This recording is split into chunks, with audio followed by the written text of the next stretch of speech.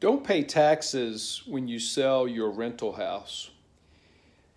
If you've owned a rental property for a while, maybe multiple properties, and you've decided, you know what, I've had enough of being a landlord.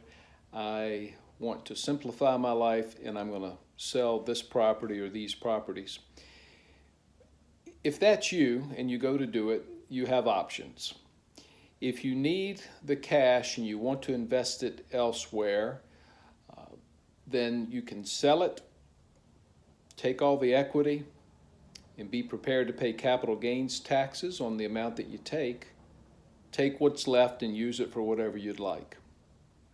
If you don't like the idea of a large chunk of your proceeds from that sale going towards taxes, and you don't want to reinvest it in another rental house because you kind of want to get out of that game, consider owner financing.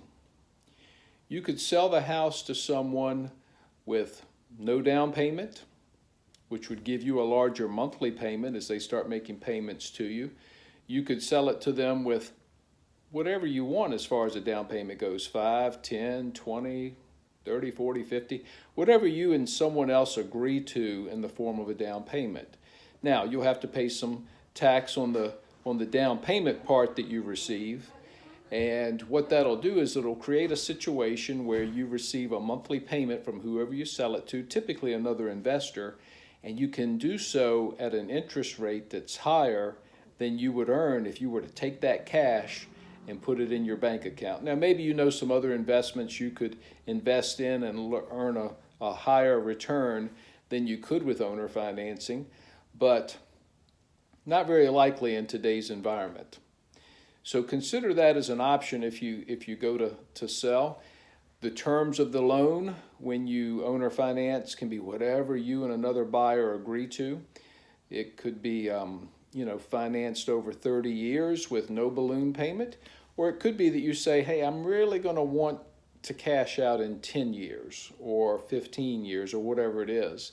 So you might finance it amortized over 30 years with a balloon payment in 10 or 15, or you might amortize it over 15 years. It's just whatever you and the buyer agree to. And there are investors out there who would love to take you up on this offer. This works especially well if you owe nothing on your rental house, and sometimes it can work out even if you do owe something on it.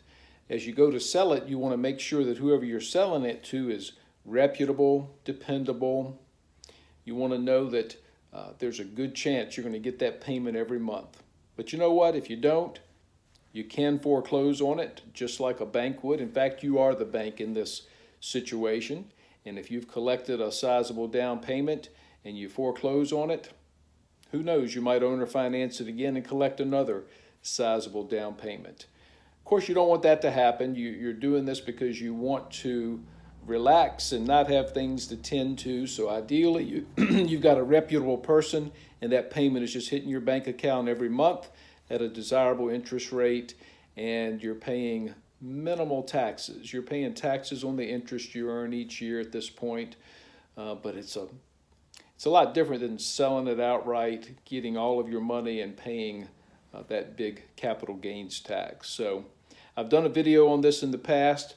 Thought I'd do a refresher this week as I just had opportunity to work with somebody and doing the same exact thing. I hope you have a wonderful day.